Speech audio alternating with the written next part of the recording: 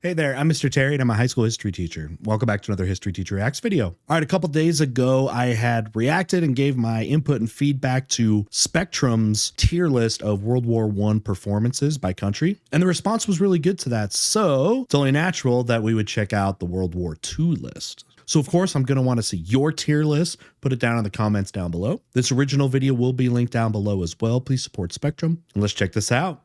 Okay, let's see it. World War II isn't a single war, rather a bunch of different wars in different places which became tangled together. Even the question of when did the war begin can get controversial.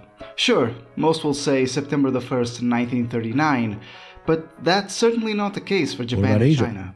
The parameters. Yeah, the issue. So I hear that all the time about World War One. If we are looking at World War II, if we're looking at World War II from that perspective of if it's a bunch of things that went on at the same time, then yeah, we should probably go back to probably 37 would probably be a good one with the overall like the big invasion of China by Japan. But even then, you could go back earlier in the 30s, but that did not initiate a global response, right? Like some of these other things did, and enact a bunch of other countries. Yeah, the US was, for example, was and countries were condoning Japan for that, but didn't bring in the global response, right? Tier list have changed.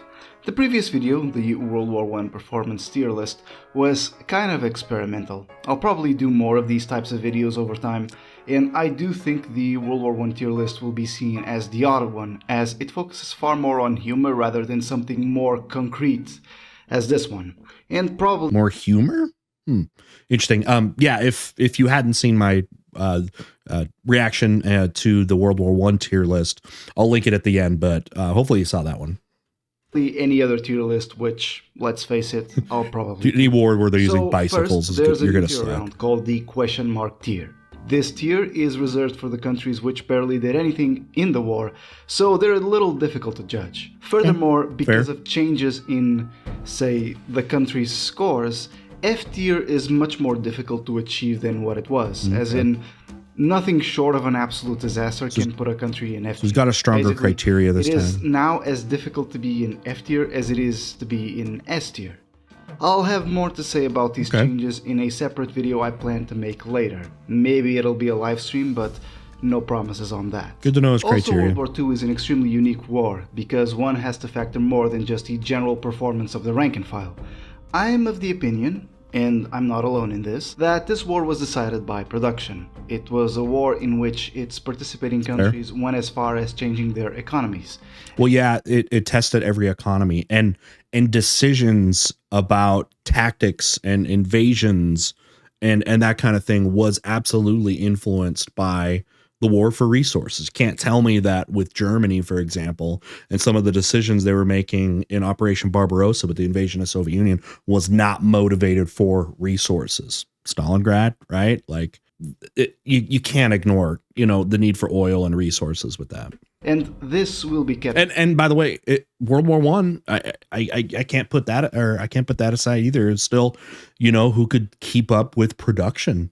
You know what I mean? That was still an issue. It's always an issue. In mind. There's also the question of military doctrine as well as logistical capabilities. Wait, what did that say? This will be kept in mind. There's also Blitzkrieg wasn't and isn't an actual military doctrine. Yeah, I mean, it's not. Yeah, I guess it's not really a doctrine. You know what I mean? It's not the Schlieffen plan or something. But I mean, it's a tactic. It's a three-pronged tactic, right? First phase is bombers. Second phase is tanks. Third phase is ground troops. I mean, that's essentially all it is. Also the question of military doctrine as well as logistical capabilities, all of whom were important for the outcome of this war. To try to simplify how I rate each country as easily as possible, I think grand strategy, tactics. In essence, bigger picture generally goes first. Not always, but generally. That's good, because I'm a big picture guy. I'm pretty sure not everybody is going That's to what I value in history. But I don't think that would happen regardless of my choices. World War II was fought over a lot of land, and plenty of it changed ownership over time. Literally, Lebensraum, right? Have owned land. Could you own land? Well, maybe you haven't heard of established titles. Oh, with established titles, you can. I'm gonna go. These guys sponsored me a while ago. We ended up finding out it was a scam. That's the one where like you buy you buy some like land in Scotland or something, and like you can become a lord. Yeah, this thing. It's a scam. Don't do it. Found out to be a scam. So yeah. Bunch of us got grifted there. Even through like our, different marketing. Like I have a company that handles handles some sponsorships for me, and they got duped too, and it was bad. So anyway, go listen to established titles to get your gifts now and help support the channel. Also, most people using my link will have land next to each other. You know what that means.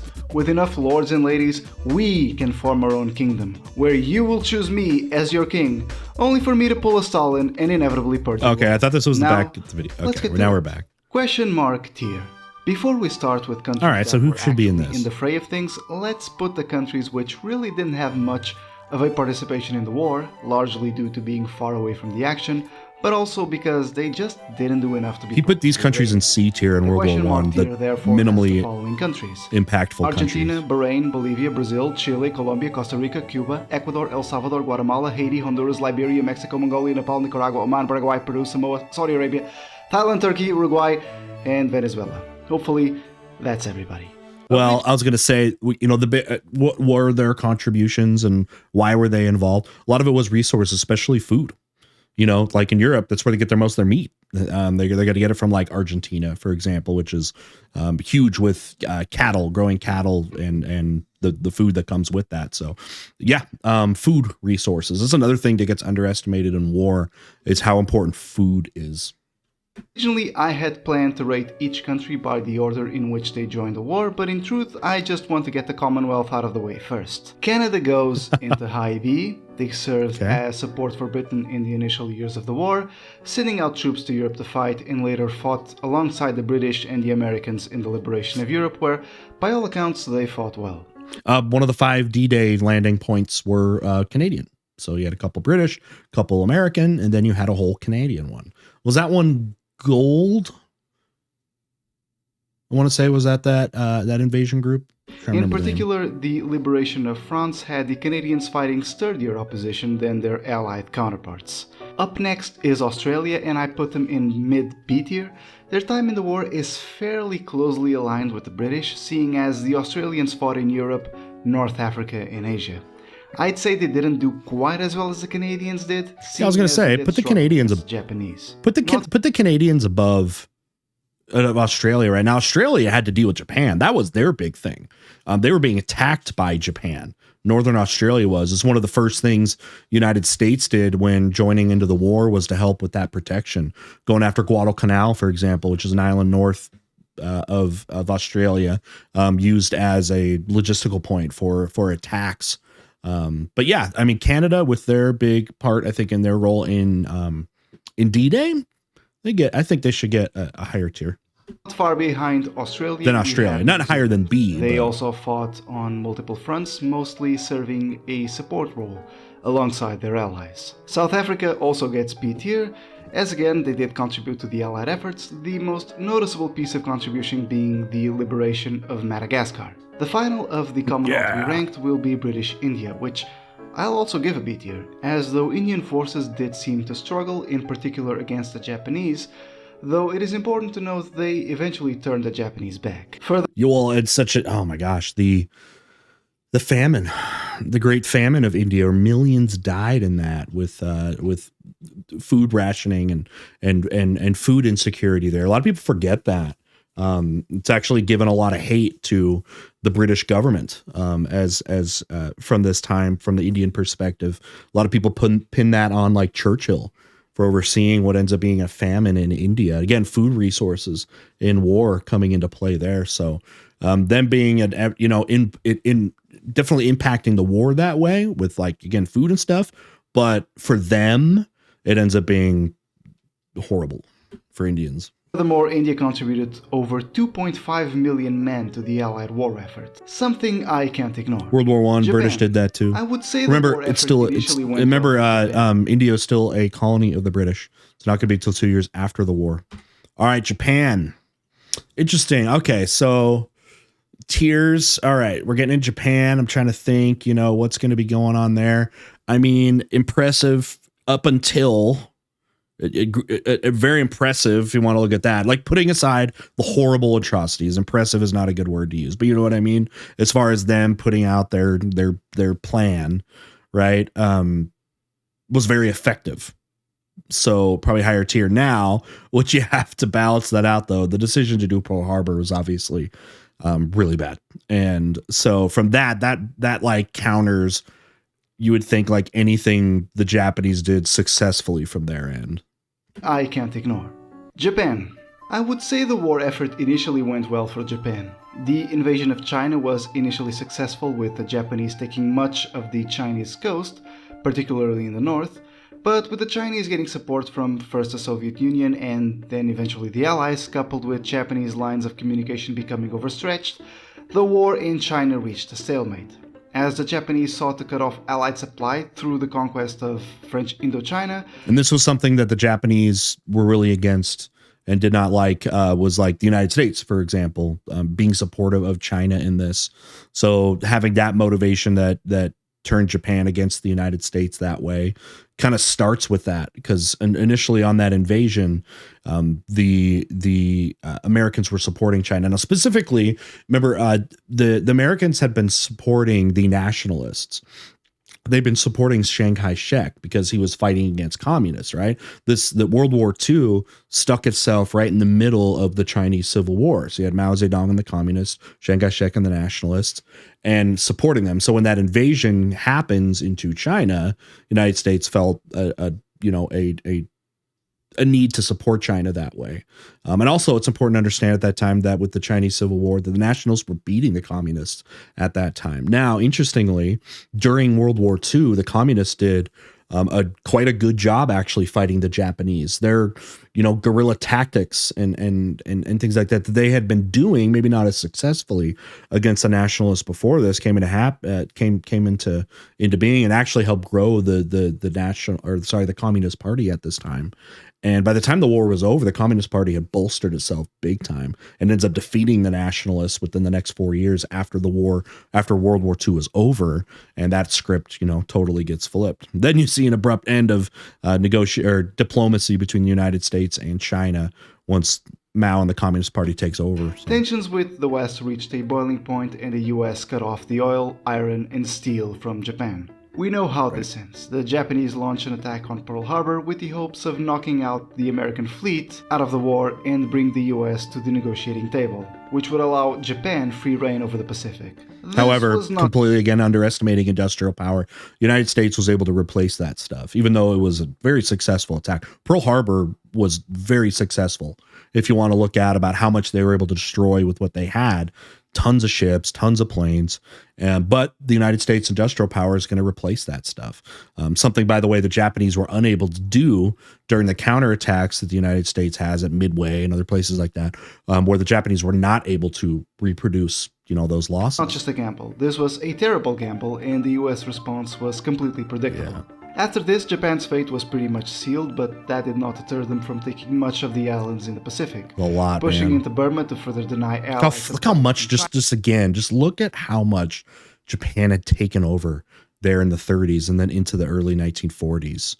Their whole thing, if you want to get into it, the Japanese perspective was trying to be the protector of Asians, essentially, against Western imperialism. That was their whole thing that they were trying to advocate for, that Japan was liberators in all these places, with China, Southeast Asia, and yeah, that they were the liberators, right, to defeat Western imperialism.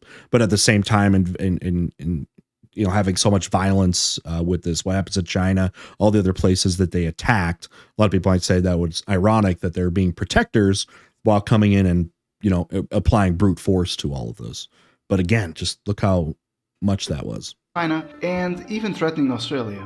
In these conquests stands what is, in my opinion, at least the most impressive military victory of Japan in this war, the conquest of Singapore, where a vastly outnumbered Japanese force defeated a Don't hear a lot about Singapore, Malaysian force over twice their size, taking Singapore away from the British Empire. Japan maintained a string of victories until mid-1942, where they were defeated by the Americans in the Battle of Midway, where 4 Japanese carriers were sunk. That was really the This was a turning point of in the Pacific Pacific campaign, War. as the Japanese Navy was reeling from a rather serious blow. Further losses in New Guinea, as well as the Bourbon and Chinese fronts reaching a stalemate, meant Japanese momentum was largely coming to a halt. By 1943, the tide was on the side of the Allies, who pushed to New Guinea and the Solomon Islands, preparing to go on the leapfrogging campaign of the next 2 years. Island hopping. Japan would try major offensives in China and India the next year, but the first failed to Never provide take India, major though. strategic gains, and the second could not be properly sustained and ended up being a disaster. As the endgame approached, the Japanese had been forced out of Burma, the Soviets invaded Manchuria, the US had reached Okinawa, and even China was beginning to make some gains. It could have been a longer struggle, but it was cut short when the United States dropped 2 nuclear bombs of Japan, compelling the Japanese to unconditionally surrender. Though that was... Okay, all right. Here's always the hot take.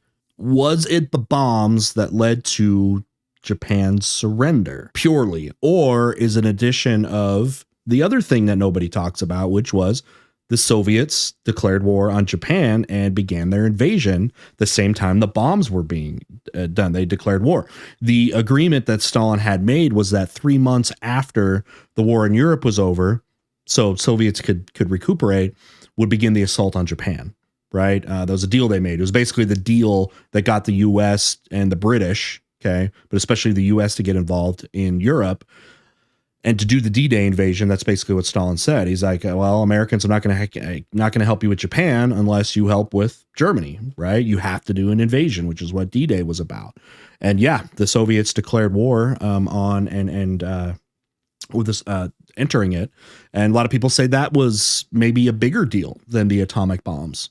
Was with that invasion, or at least that was the thing that was the final straw, right? As you saw with those atomic bombs there was not immediate surrenders that came from those bombs, which was the demands of the Americans, and they didn't do that. So what role do you guys think the Soviet entry into the Pacific War and their invasion, which was starting, that was going to eventually get into Japan, what do you think, what role, I don't know if you want to break it down like a percentage, like what percentage do you think that plays in Japan surrendering, okay, versus the use of the atomic bombs? What do you guys think? Let me know down below. Compelling the Japanese to unconditionally surrender, though that wasn't the only factor. I'd say the Japanese put on an overall solid performance throughout the war. Both in tactics and strategy, most of their actions were sensible, with the Burma campaign of 1944 being the only major operation which seemed to be really poorly thought of. Of course, there's the Battle of Midway, where the ambusher becomes the ambushed. Losing the war was pretty much inevitable from the moment decisive the Allies victory at decided Midway. to fully embargo Japan, though they still resisted bravely. One could Broke argue the Japanese the code. perhaps should have done better against China, as the Chinese were poorly armed, but one has to keep in mind the Japanese were vastly outnumbered in this front as well. But again, China they invaded during a civil war, so it was already in a very weakened state. All right, where are they going to put? Oh, they put them in B tier. Yeah, fair. That was going to be my initial thought. Now, but then you have these other countries that I don't think should be a bit B tier. Like most all of those, I put Canadians there, but like the rest of them down there, I'd put it C. In B tier. Nationalist China. Nationalist China spent World War II fighting the Japanese. It is important to note, in terms of equipment, the Chinese were woefully behind the times. Sure. So much so the Allies spent much of the war supplying the Chinese with a more proper equipment. They already lost to the Japanese numerical within the advantage century. Chinese enjoyed over Japan Sino-Japanese did not count War. for much. The Japanese launched their invasion in 1937, and the Chinese tried to retaliate in an attempt to expel Japanese forces in Failed. Shanghai, with the objective of using the city as a negotiation tool. The Battle of Shanghai, which was kind of a precursor to Stalingrad, was a very bloody affair, with losses in the 6 digits. Using this victory, the Japanese also took the Chinese capital of Nanjing, committing atrocities to the inhabitants. As the Japanese So awful what advanced, the happened Chinese there. changed Oh, man. tactics, flooding the Yellow River, trading space for time, denying the Japanese a major battle, and forcing the Japanese to overstretch communication and supply lines. Essentially, the Chinese began employing Fabian tactics.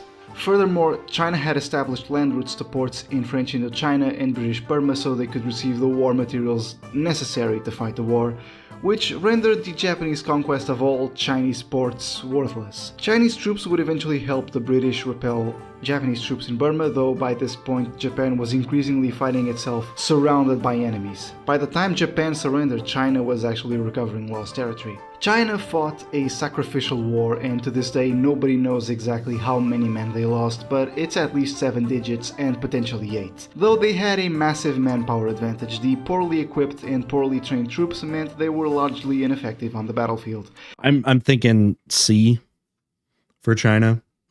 And had to resort to scorched earth tactics in order to get by. C tier. Communist China. That was my original thought. Yeah, see, you can't put them above the Japanese or even at the same level. So, all right. Scorched earth What do we got? tactics Soviet in order Union? to get by. C tier. Communist China. Oh, While communist China. nationalist Oh, we're China was separating the Chinas. Okay.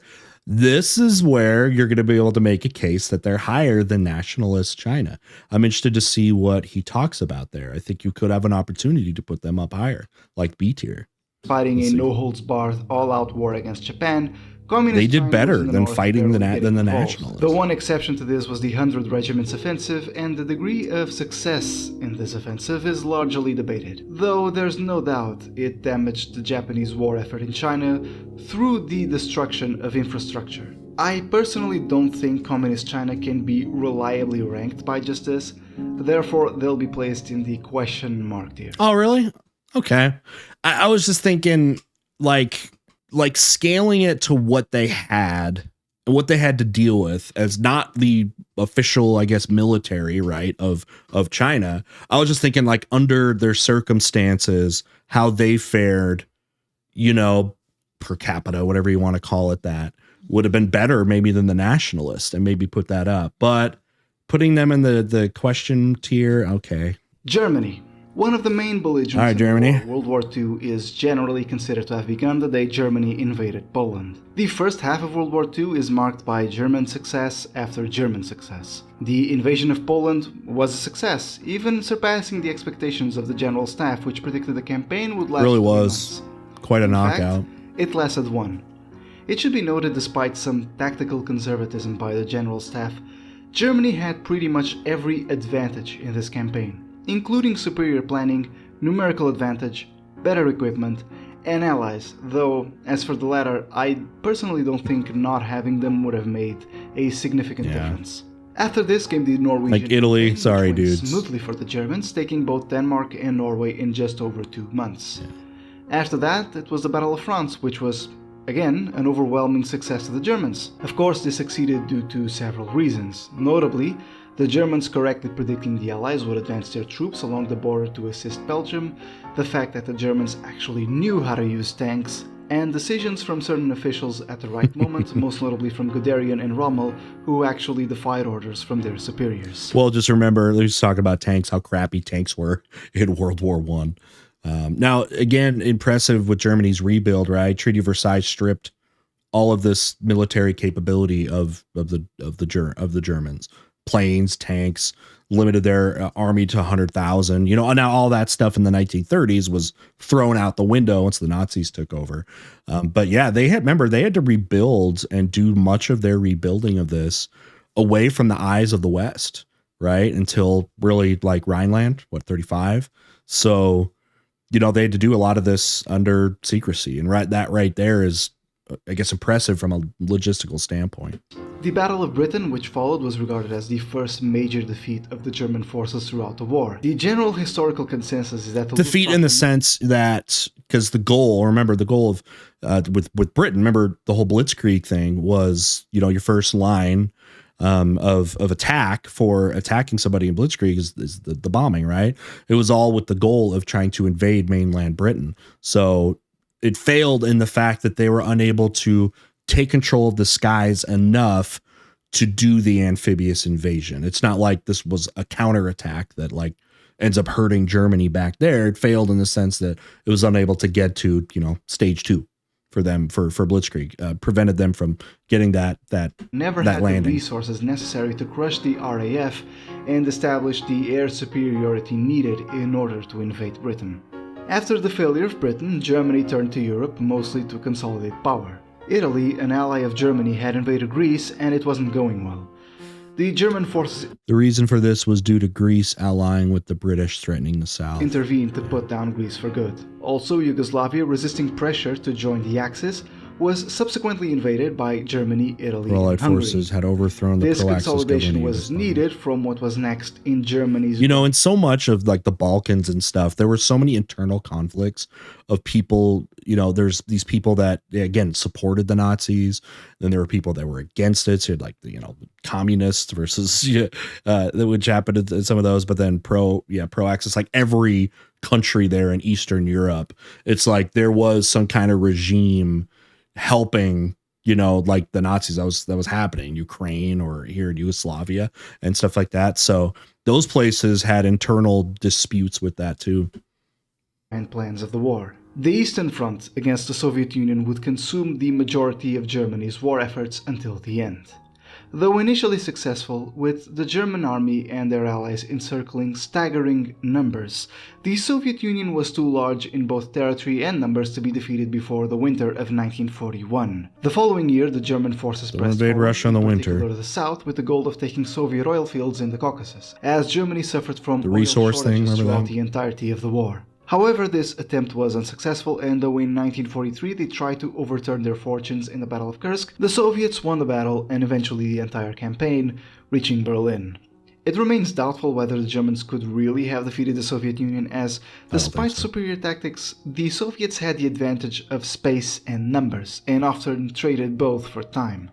I'm not one that really believes, the Germans would have done it. I mean, they would have had to change a lot of things, and they didn't anyways. They were losing before the Americans even got involved. So I'm not really one that thinks Germany could have done it. It should be furthermore noted the Soviet Union also received a considerably high amount of aid from the Western powers, most notably the US. Stalin himself noted in 1944 much of the Soviet heavy industry had been built with the help of the US and the Allies, but mostly the US. Though jury's still out on how important foreign aid was on the Eastern Front. I'll have more about I don't place it as high. I don't place it as high. Remember, they did not want to deal with Stalin. All right, the Western allies were, up until the war, were way more fearful of Stalin than they were of Adolf Hitler. So it's like that was totally one of those your friend of your or enemy of your enemies, your friend thing like that. We have a whole Cold War that starts honestly before the war even ends. So how to say this when we get to the Soviets. The war also turned in other fronts. Though the Germans sent troops to North Africa to assist the Italians against the Allies, it ultimately did very little to deter them, and soon Allied forces landed in both Italy and France, who spent the last months of the war racing towards Berlin, though the Soviets got there first. Ultimately, I'd say Germany was one of the better performers of the war. Their string of victories, mostly due to superior utilization of their forces and better I'll go tactics, B. has to be noteworthy. B However, tier. some errors have to be noted. The Battle of Britain has to be considered a failure. The inability to expect a long war in the Eastern Front was pure hubris, and the decision to declare war on the US after the Pearl Harbor attack is regarded Yeah, that was as a stupid. critical grand strategical mistake, though They I didn't do need think to. the US They didn't need to do that. They didn't need to do that. But it's not like the Americans were like, wait, what? They declared war on us? Like, all in. No, they're dealing with Japan. So I don't know how big of a deal it did with declaring war. I mean, they were making do on their alliance, right, with Japan. So, but at least at this time, because, okay, if Germany had defeated the Soviet Union, had defeated the British, then, going after the Americans could have been, the next thing. But that would have been way down the list or, way down the timeline. and Germany would eventually be at war sooner or later. Ultimately, Germany eventually suffered the consequences for these failures, despite the initial string of victories. Not to mention they were hampered throughout the war due to poor logistics, particularly on the Eastern Front. Two-front Also, war. for the record, I don't think Germany could have possibly won World War II. You don't Me either. just try to fight the entire world and expect to come out on top. True. And for that reason, not S tier, but A. Really? Poland I put to come out on top. And for that the reason, reason I put him like a B, basically the same with Japan, was the whole hubris. He brought that up. This like inflated sense of superiority, right? Taking on way too much. And I don't know if the Germans pulled as big of a boner as Japan and doing like a Pearl Harbor, but I don't know, invading the Soviet Union obviously was the worst thing they did. It was the dumbest thing that they did because they had everything else on lock. They had, with the failure of Battle of Britain, it could have stopped there. Have puppet states in France, Eastern Europe is on lock. Okay. They had the whole agreement. Okay. They had the whole agreement with the Soviet Union where they were going to split Poland and that kind of thing. They wouldn't have to worry about Eastern Europe. Could have had their little empire that they wanted, but that was the goal all along, right? The whole Lebensraum, like they take over that. They thought everywhere east of them was of lower races and should basically be pushed aside for the expansion of a German empire. So I was thinking B, but like B plus, like ahead of Japan, but not by much there. But I could see an argument, I guess, with like an A minus just for what they did. It was dumb how overextended were, but given those circumstances, I guess you could say did well. So that's fine. I'm not going to cause it. I'm not going to cause it. Not S tier, but A. Poland. Poland was the first country annexed in the war. The country attempted to I want Poland to get a higher tier than Germany, people might the Soviet think. Union, and the German puppet Slovak state.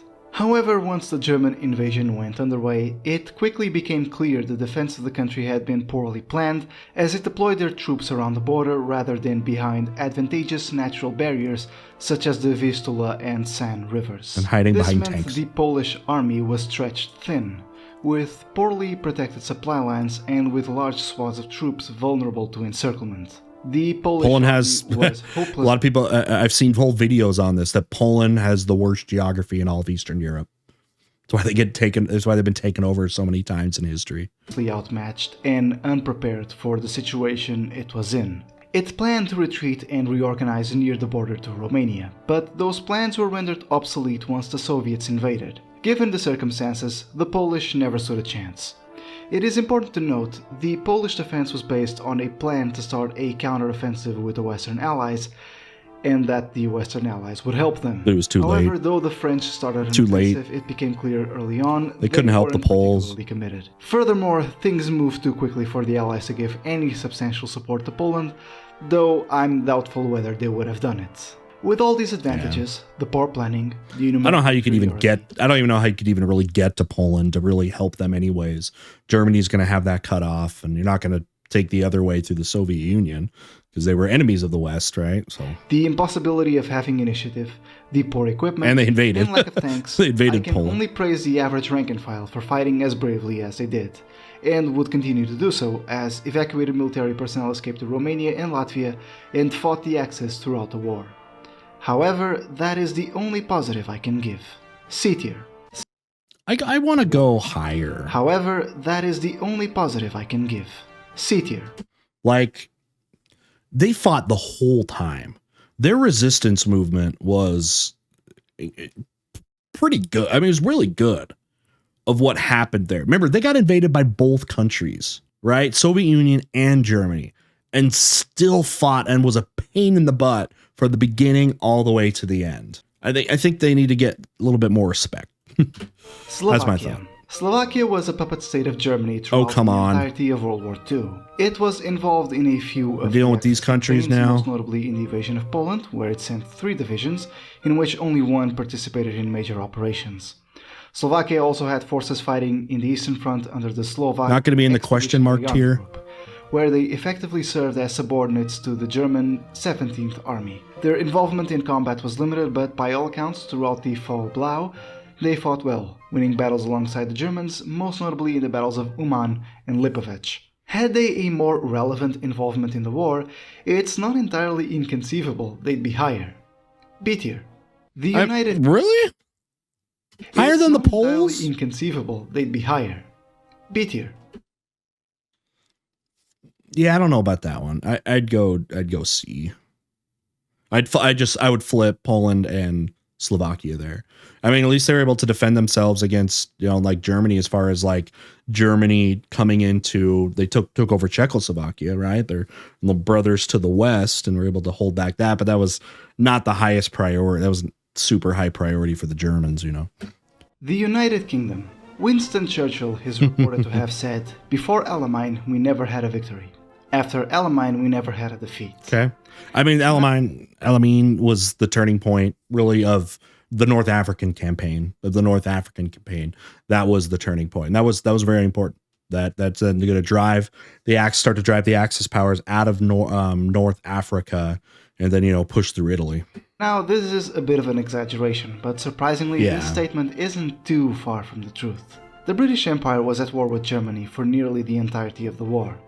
As the Germans defeated Poland too quickly for the UK to commit any troops to the Polish campaign, the UK chose to dispatch the BEF to France in order to help defend the country, eventually reaching 200,000 men. The Norwegian campaign would prove to be, broadly, a failure for the Allies, though the British had a degree of limited success. I don't know how high you can put Britain on the Kriegsmarine. As bad as that Furthermore, sounds. the Allies had gained access to the Norwegian Merchant Navy, the fourth largest in the world, and also had limited success in Narvik. However, it's still undeniable Norway was firmly a German victory. Oh, for sure. But if the Battle of Norway was terrible, the Battle of France was a disaster. Not just for France, for the UK as well. The UK and France booted out, man. Dunkirk? A rerun of the First World War. They had expected a German invasion through Belgium, and so, once the Germans invaded, they'd figured they would advance through Belgium. Little did they know that's exactly what the Germans were counting on. Right. And because of this, the BEF, now over 300,000 It's like World War I, right? found itself surrounded on three sides and cut off from their supply depots. After the Germans had taken both Boulogne and Calais, the British withdrew to Dunkirk to evacuate. Over 300,000 soldiers, some 230,000 were British, were successfully evacuated. Nevertheless, even if those men were safe, they were in no fighting condition as they abandoned their equipment in France. Speaking of France, it was clearly doomed by this point. Still, as the state of Vichy France was established, the British neutralized the French fleet. The British would eventually win their first major campaign in the Battle of Britain, successfully defending their homeland against the German Air Force. And that's what you mean by success, is just prevented the invasion, the land invasion of Germany, but completely unable to turn that to a counterattack. I have already spoken about this regarding Germany. The British further struggle against the Italians in the battle for the Mediterranean, and initially, but that's less to do anything the Italians have done and more with the German Air Force seriously disturbing operations in the Mediterranean. As for North Africa, well, that was going a lot better, though it's not like the Italians were particularly efficient enemies. Yeah. However, things got complicated when Erwin Rommel arrived with 65,000 men, and the British began to struggle. Eventually, the British began turning the campaign around after the aforementioned Second Battle of El Alamein, and coupled with the arrival of the Americans in the war, the Axis forces found themselves squeezed out of Africa. That's such a big key. The British would continue their participation in the war as they, the Americans and the Canadians, launched two invasions in Europe, one in Italy, another one in France. Which, by all accounts, the British certainly gave their contribution, though not without its fair share of hiccups. I mean, Market Garden is usually regarded as a failure, but to this day it's still debated who screwed up. Methinks Montgomery.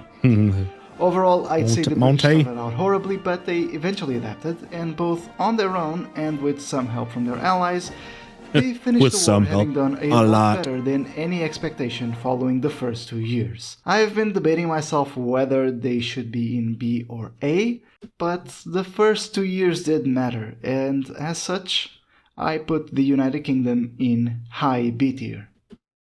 See, I'm like lower B tier. I feel like for that. I don't think so. Not until they really got a lot of help from like the Americans were they able to do anything, like to hardly do anything there, to really turn the tide of the entire war.